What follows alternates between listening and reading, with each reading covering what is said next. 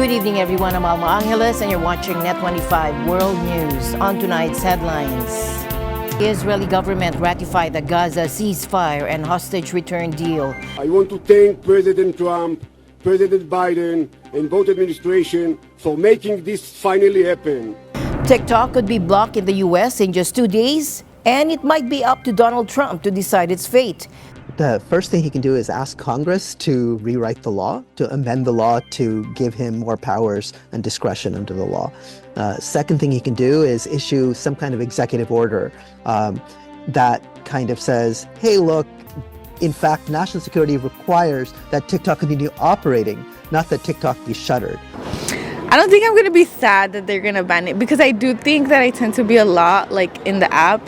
So I feel like it'll help me prioritize more other stuff than just scrolling on TikTok, because it does consume a lot of my time. And the news starts now.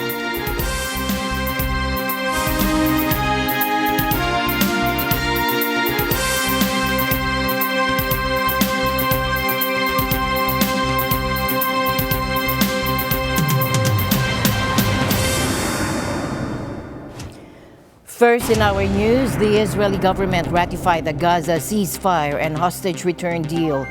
Prime Minister Benjamin Netanyahu's office said after a cabinet meeting that lasted more than 6 hours and ended in the early hours of Saturday.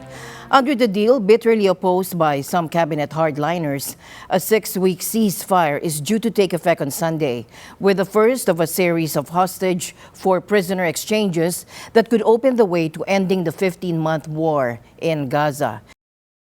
Israeli Prime Minister Benjamin Netanyahu has said he expects the Palestinian militant group Hamas to begin releasing hostages on Sunday. Netanyahu's office issued the statement on Friday before Israel's cabinet approved a ceasefire and hostage release deal with Hamas. The Gaza ceasefire deal is aimed at releasing Israeli captives and ending 15 months of war that devastated the Palestinian enclave. The war was triggered by the October 7, 2023 Hamas attack on Israeli communities that killed 1,200 and saw more than 250 hostages taken back to Gaza, according to Israeli tallies. We came out to share with our families in Palestine their joy from Yarmouk camp, the capital of refugees, to share with our brothers their joy of victory that God has blessed us with. We hope that the same will happen to all Islamic nations, and that we get rid of every unjust person. Israel's military retaliation reduced much of Gaza to rubble. Palestinian officials say the operation killed over 46,000 people and displaced most of the tiny enclave's pre-war population of 2.3 million. In the first phase of the ceasefire, Hamas will release 33 Israeli hostages. Israel will release all Palestinian women and children under 19 detained in Israeli jails. I want to thank President Trump, President Biden, and both administration for making this finally happen. I support that this excellent deal. We must give here all the hostages. Yeah, it's very good. Don't think it's a good deal, but I think we need to bring what we can. And I hope everyone will come home alive soon. I think that it's a good deal because the hostages are coming back home. We are waiting for them a long time, too much time, and there's also a problem with the deal because I think it can be much earlier, and there is much conflict. There's a problem that they are not coming back together, not all the hostages. Every 7 days, 3 hostages, but I'm so glad that they are coming back. We all are waiting for them. Envoys from both outgoing U.S. President Joe Biden and President-elect Donald Trump pressed for the deal, which was brokered with the help of Qatar and Egypt. The ceasefire faces resistance from hardliners in the Israeli government who said it was a capitulation to Hamas. Therefore, if this reckless deal is approved and implemented, the Jewish Power Party will give the resignation letter to the Prime Minister. The Jewish Power Party will not be part of the government and will withdraw from it. If the war on Hamas is renewed, that's what I said to the Prime Minister, with force in order to decide and realize the unachieved goals of the war. We will return to the government. Finance Minister Bezalel Smotrich threatened to pull his faction's support for the government if it does not go back to war to defeat Hamas after the first 6-week phase of the ceasefire was completed. And while the truce is set to take effect in 2 days, the fighting continued. In Gaza itself, Israeli warplanes kept up intense strikes, and the Civil Emergency Service said on Friday that at least 101 people, including 58 women and children, had been killed since the deal was announced on Wednesday. TikTok could be blocked in the U.S. in just 2 days, and it might be up to Donald Trump to decide its fate. The Supreme Court has backed a bipartisan law banning the app over national security concerns tied to its China-based owner, ByteDance. Now the ban kicks in January 19th, just 1 day before Trump's inauguration, where TikTok CEO is expected to be. And Trump says he's already spoken with China's president, and TikTok was part of the conversation. If the app goes dark, it won't just shake up pop culture. Millions of creators and small businesses that depend on it could be hit hard. The U.S. Supreme Court refused to rescue TikTok on Friday from a law that required the popular short video app to be sold by its Chinese parent company ByteDance, or face a ban on Sunday in the United States on national security grounds. The unanimous decision by the top court is a major blow to a platform used by nearly half of all Americans, but it's unclear what happens now. The White House on Friday said implementing the law must fall to the next administration. President-elect Donald Trump, who takes office Monday, will have the authority to grant a one-time extension of up to 90 days on the deadline for a sale. What's your take on the TikTok decision today?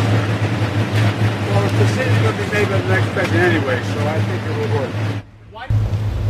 Georgetown University law professor Anupam Chander said he thinks Trump will pursue the extension, but he could take other steps as well. The first thing he can do is ask Congress to rewrite the law, to amend the law to give him more powers and discretion under the law.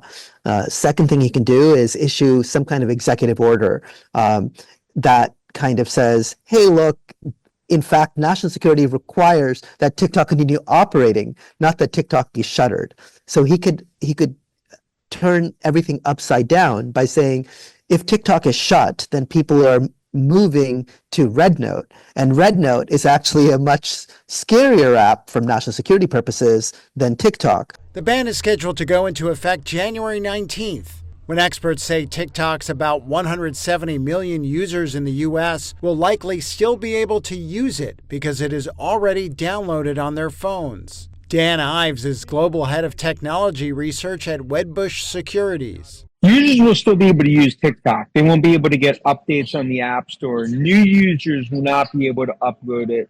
And eventually the data will start to become, more and more stale with no updates. Trump said in a social media post, quote, "My decision on TikTok will be made in the not too distant future, but I must have time to review the situation. Stay tuned." President Joe Biden signed the law after it passed by an overwhelming bipartisan majority in Congress. Lawmakers on both sides of the aisle hailed Friday's ruling by the Supreme Court, saying TikTok poses a major threat to national security. On Friday, Trump said he spoke with Chinese leader Xi Jinping on several topics, including TikTok. He has said he would try to find a political resolution of the issue to keep the app operating in the United States.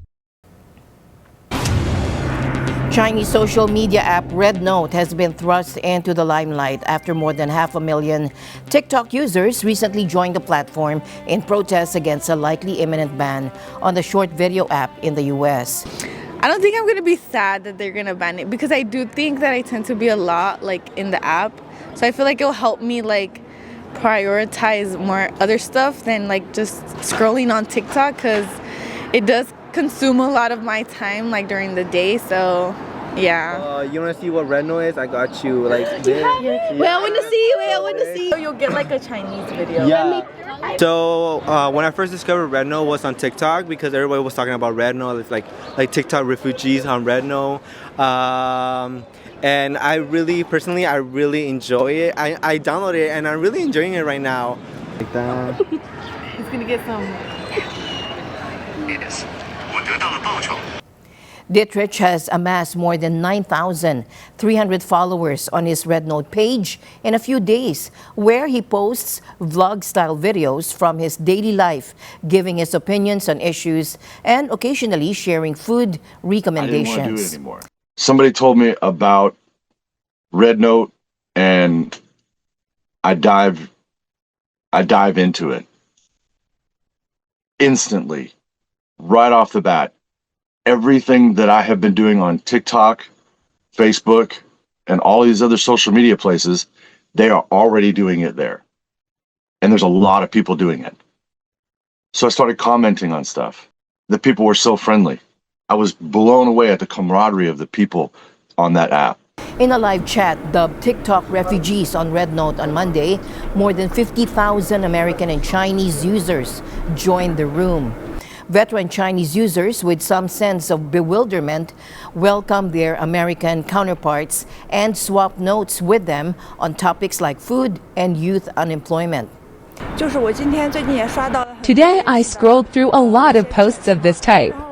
First of all, my feeling is that everyone is welcome to the Chinese Rednote app to experience the different cultural customs of each country and to communicate and discuss with each other. I feel that it can increase the exchange and cooperation of international friends.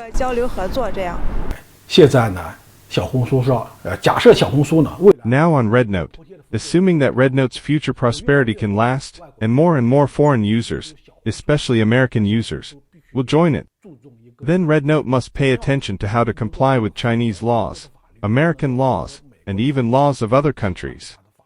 Because we have different laws and regulations, different ideologies, and different customs. By being able to meet the requirements of all parties, and with the mutual recognition of all parties, it can get a better development. This is what Rednote needs to pay special attention to. U.S. downloads of Rednote were up more than 200% year-over-year this week and 194% from the week prior, according to estimates from app data research firm Sensor Tower. Parents in the Indonesian capital Jakarta said they welcome the government's plan to propose an age limit to social media use. Communications Minister Mutia Hafid has said that the government planned to issue a regulation to set a minimum age for social media users after discussing the proposals to protect children online with President Prabowo Subianto. We're still discussing and studying this, but principally before a stricter law we'll be issuing a government regulation first, while stronger child protection measures, which need to involve the parliament, is being prepared. So again, this is to bridge between those laws, and we will discuss with the parliament what measures can be taken to protect our children. On Wednesday, a senior communications ministry official told Reuters that Indonesia will impose interim child protection guidelines on social media companies while the government carves out a law to set a minimum age for users of the platforms. Nearly 50% of children under 17 or under 12 in tech-savvy Indonesia use the internet, with some respondents of that age group using Facebook, Instagram, and TikTok, according to a survey by the Indonesia Internet Service Providers Association. The proposed regulation follows Australia's decision to ban children under 16 from accessing social media, with fines for tech giants from Instagram and Facebook owner Meta to TikTok, owned by China's ByteDance, if they fail to prevent children from accessing their platforms. I think there does need to be a firm regulation for sensitive content, which could provoke the public. This is in spite of user ages now, because children can now say profane words, which they copy off comment sections. That's why I say, there needs to be these limits in using social media. Social media is harsh nowadays. Karena sekarang media keras banget ya. Gitulah intinya, Pak. A blast of Arctic air is set to cover much of the U.S. with temperatures below freezing starting on Friday and into next week, impacting millions of Americans in nearly all of the contiguous states. The National Weather Service said temperatures will reach below 10 degrees Fahrenheit or minus 12 degrees centigrade in the northern plains and upper Midwest, into the teens in the central plains and Midwest, and near 30 degrees in parts of the South on Saturday before the front moves into the East Coast and the Southeast on Monday. Americans living as far south as the Southern Plains can expect to see sub-zero wind chills beginning Sunday night. The coldest weather of the season to date will be due to a phenomenon called a polar vortex, an upper-level jet stream that typically circulates around both the North and South poles, but can push cold winds down into the U.S. and Canada when it weakens and expands. The bitter cold temperatures will bring life-threatening risks of hypothermia and frostbite, according to the NWS. President-elect Donald Trump said on Friday his inauguration will be held indoors on Monday because of severe cold. Just days before President-elect Donald Trump was set to once again take the oath of office on the steps of the U.S. Capitol, Monday's weather forecast of severe cold in the area forced Trump to pivot. Please raise your right hand and repeat after me.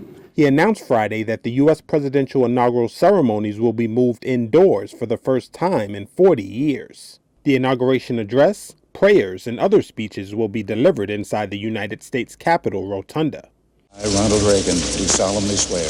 The last time an inauguration was moved indoors because of the bitter cold was in 1985 for former Republican President Ronald Reagan's second swearing in, when the afternoon wind chill fell into the range of minus 10 to minus 20 degrees Fahrenheit.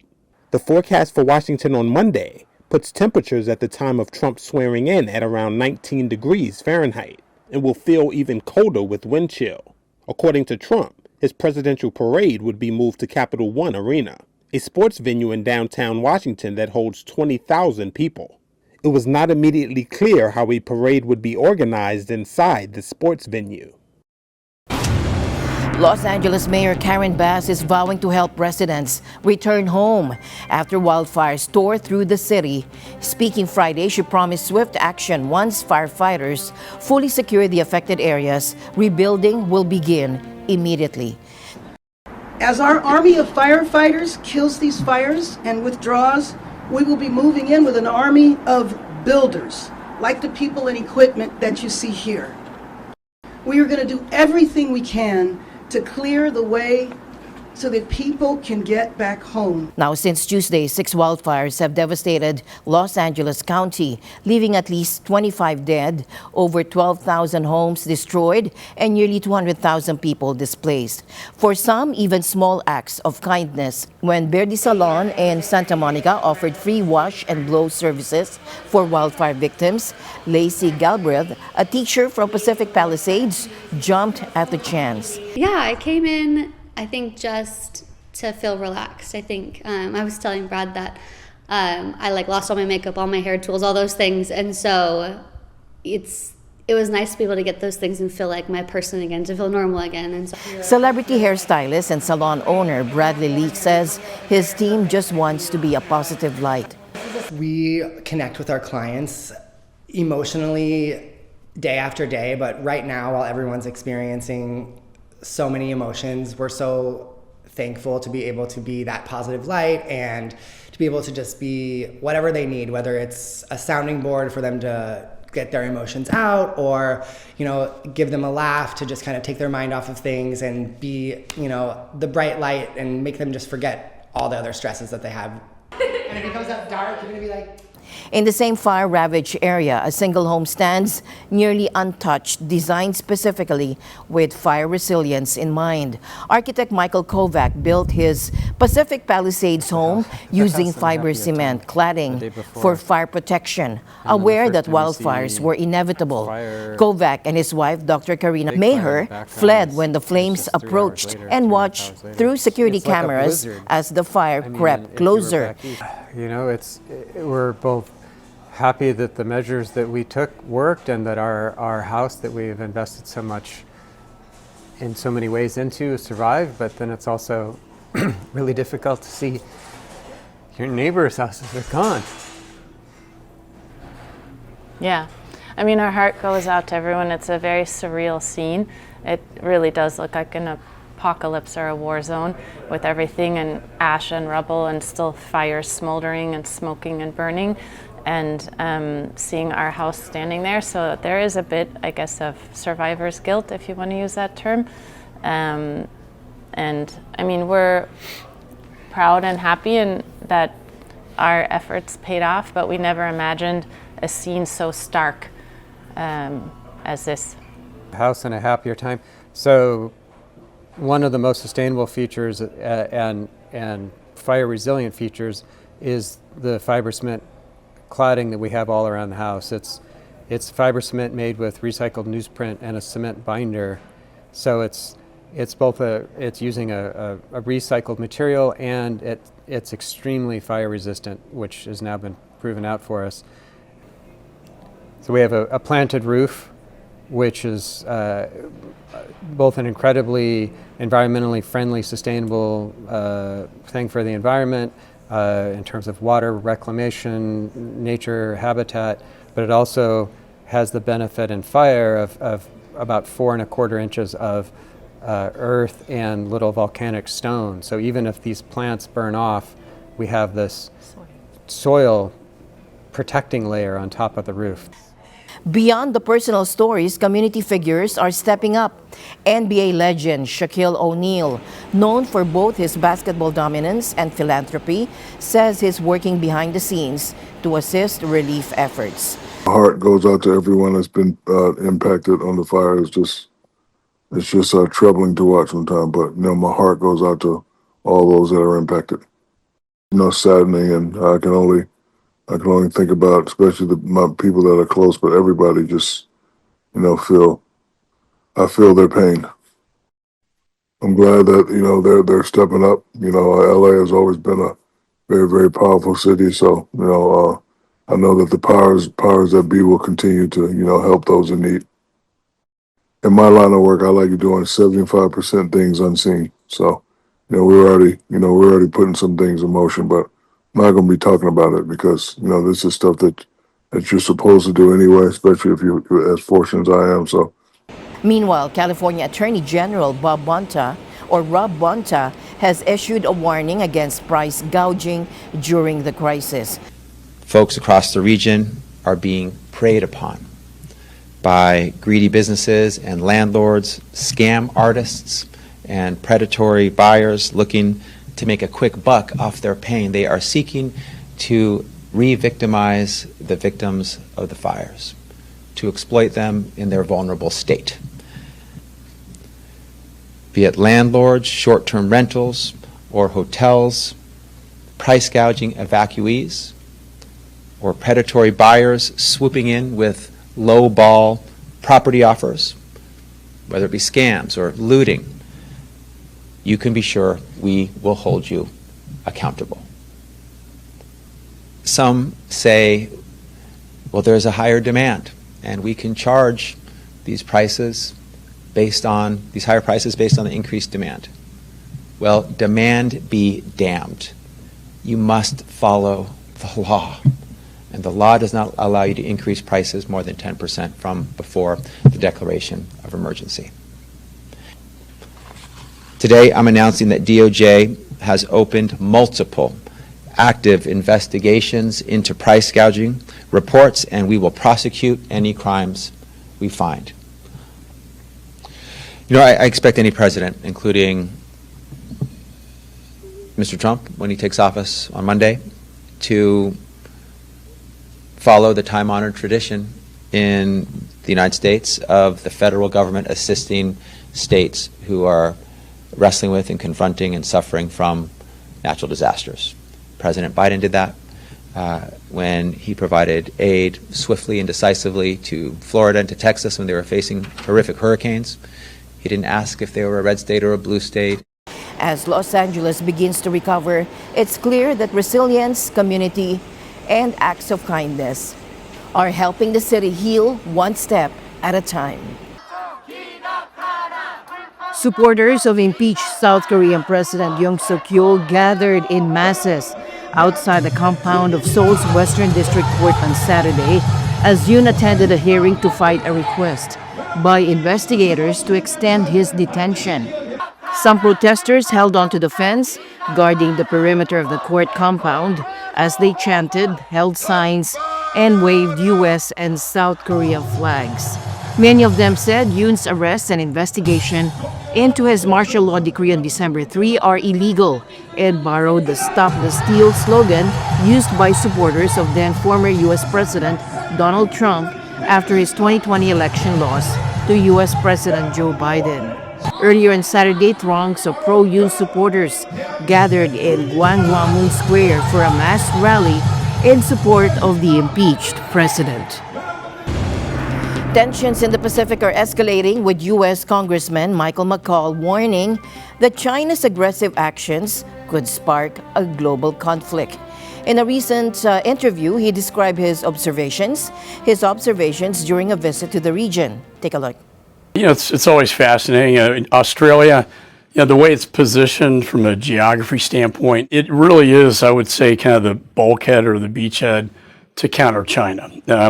When I traveled to Taiwan, they did war games around the island in a very intimidating way. The South China Sea, we saw, these warships from China with heavy water cannons in a very belligerent way hitting Philippine vessels. They warned us that we are in Chinese sovereign territory, we should turn back and go home. And I think this belligerence is actually backfiring against China to some extent with the island nations. The point is, though, they're getting very aggressive, and we need deterrence in the region, and we need a counter to that to avoid a conflict which could escalate to the next World War III.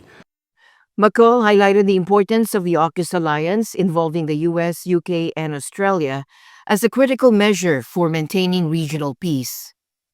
And so that's why AUKUS, I envision it was so important that we enhance this alliance between the United States, the UK, and Australia when it comes both to submarines, nuclear submarines, which are really the crown jewel of our military. I call it the beast in the ocean. And then Pillar 2, which is innovation in technology, which is AI-driven, quantum computing. If you study warfare, you know that the next wave, next generation of defense articles are going to be AI-driven. And I think this is what Chairman Xi, when he looks at this and the landscape, is what really keeps him up at night. China is gravely concerned about it. We are open to normal military cooperation between any country,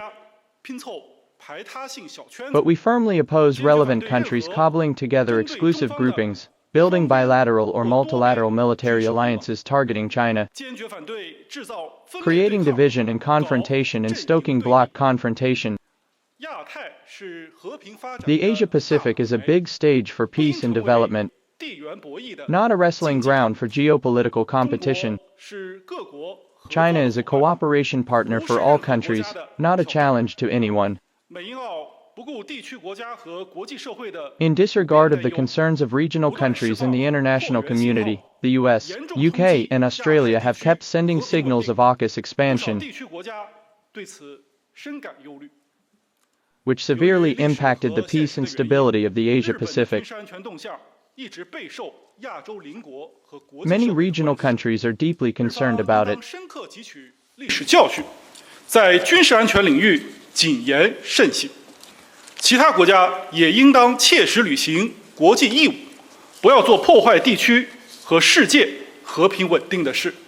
As tensions grow, McCaul underscored the need for stronger alliances and cutting-edge defense capabilities to prevent further escalation.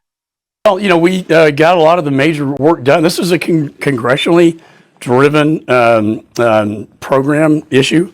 It was bipartisan, as it should be. The submarines were a very important part of this, but Pillar 2 is as well. I think what we need to do, we have the funding for the submarines, but we need to ensure that Congress's intent is fulfilled. And what do I mean by that?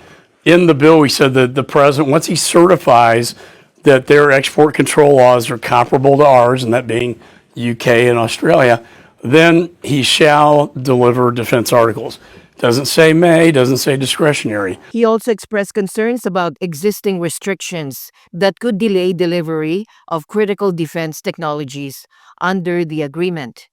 They have created an excluded technologies list, which in fact does exempt or accept technologies from the exemption of ITAR, which is the international regulations. So we need to work on that. And I've been assured at higher levels in the United States military that they are going to loosen those restrictions.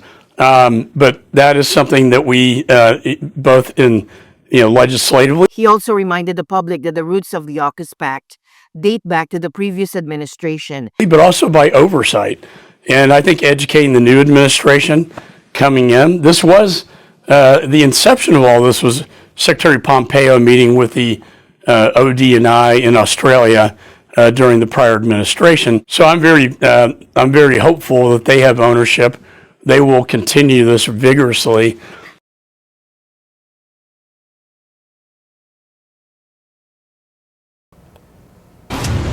The Philippines and China have agreed to find common ground and continue working together despite their ongoing disagreements in the South China Sea during their 10th round of talks on Thursday.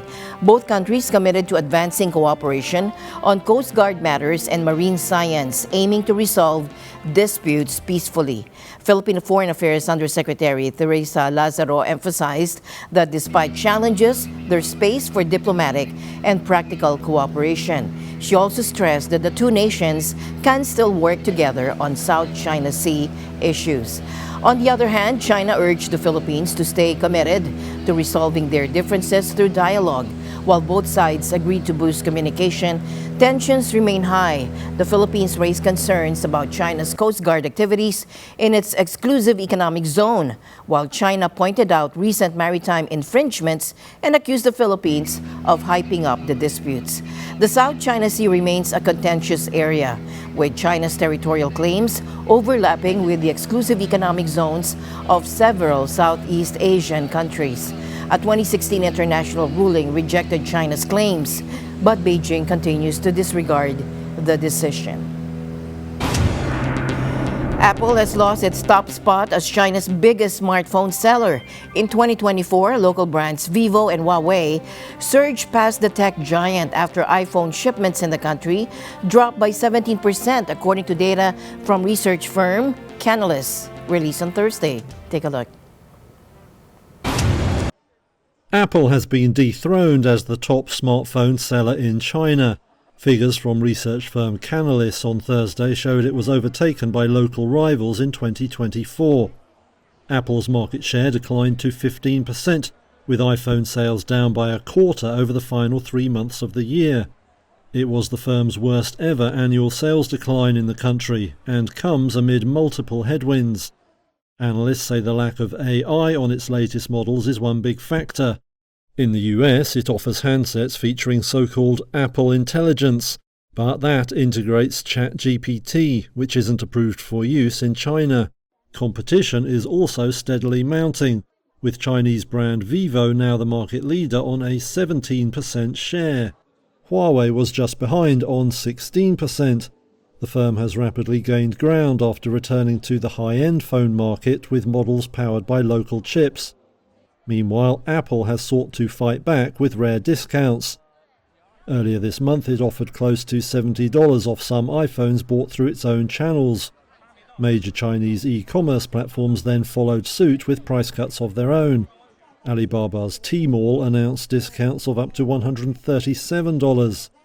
Researchers at Canalys say Apple is also making other moves, including beefing up trade-in options and expanding interest-free payment plans. But Thursday's numbers suggest the firm faces a big battle retaking the lead in one of its most important markets. And with that, we end tonight's broadcast. For everyone here on NET25, I'm Alma Angeles. Thank you all for joining us. Good night.